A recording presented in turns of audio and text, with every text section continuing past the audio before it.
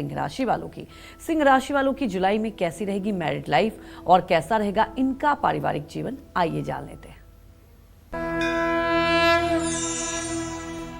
देखिए, सिंह राशि में जुलाई के शुरुआत में तो मंगल और केतु की स्थिति है। रोज़ बता ही रहा हूँ आप लोगों को, चाहे आपकी सिंह लग्न हो या सिंह राशि हो, मंगल केतु की युति तो आपके राशि में है ही है।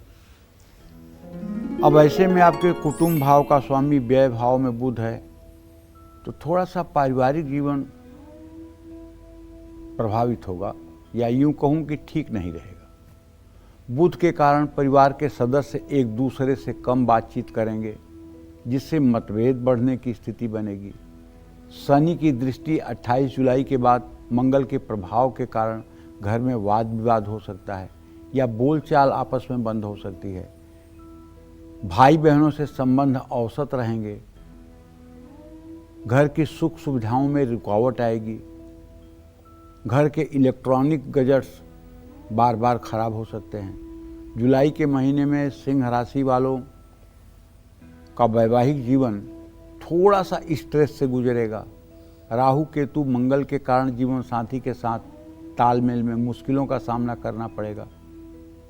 जीवन साथी की सेहत भी प्रभावित हो सकती है।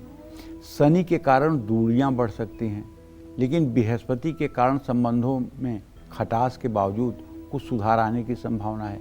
जुलाई महीने में शादी की बातचीत को आगे बढ़ाना शुभ होगा। जुलाई के पहले भाग में आपकी सेहत ठीक रहेगी। पहले भाग में सूर्य के कारण आपको सेहत में सुधार होता दिखाई देगा, लेकिन महीने के दूसरे भाग में सूर्य कमजोर रहेगा।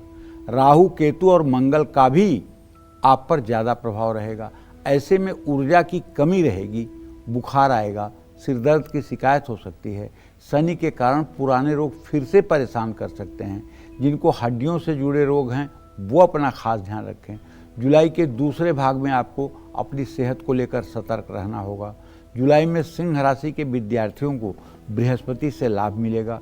नई चीज़ सीखने में आपकी रुचि बढ़ सकती है। हालांकि शनि के कारण पढ़ाई में कुछ मुश्किलें आ सकती हैं। कुछ शुक्र विद्यार्थियों को औसत परिणाम देंगे। आपको अपने सहपाठियों से पढ़ाई में काफ़ी सहयोग मिलेगा, और आपको चाहिए कि नित्य प्रातः आप सूर्य को अर्घ्य दें और कम से कम 108 बार गायत्री मंत्र का जप जरूर करें।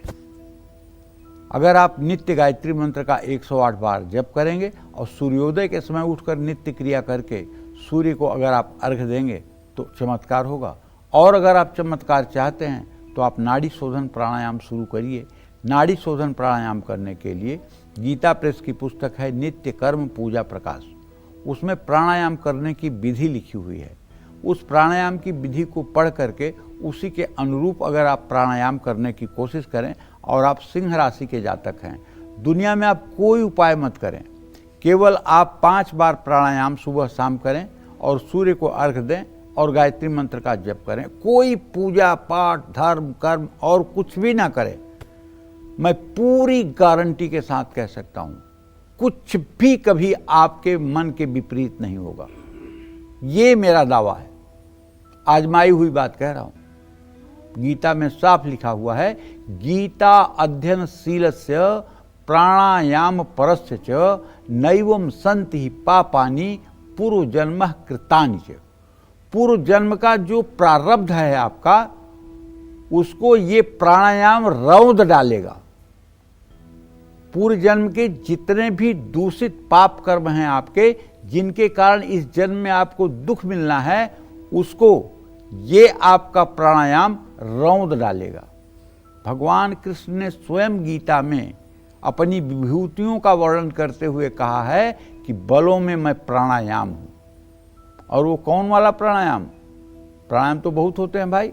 भ्रामरी प्राणायाम होता है, अनुलोम विलोम प्राणायाम होता है, भस्त्रिका प्राणायाम होता है, कपालभाति प्राणायाम होता है, उद्गीत प्राणायाम होता है।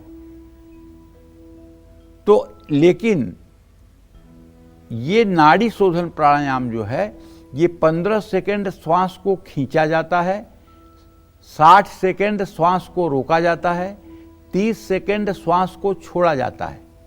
और इसका मंत्र है ओम भू ओम भुवः ओम स्वः ओम महः ओम जनः ओम तपः ओम सत्यम ओम तत्सवितुर्वरेण्यं भर्गो देवस्य धीमहि धियो यो नः प्रचोदयात्। ओम आपो ज्योतिरसो अमृतम ब्रह्म भूर्भुवः स्वरोम।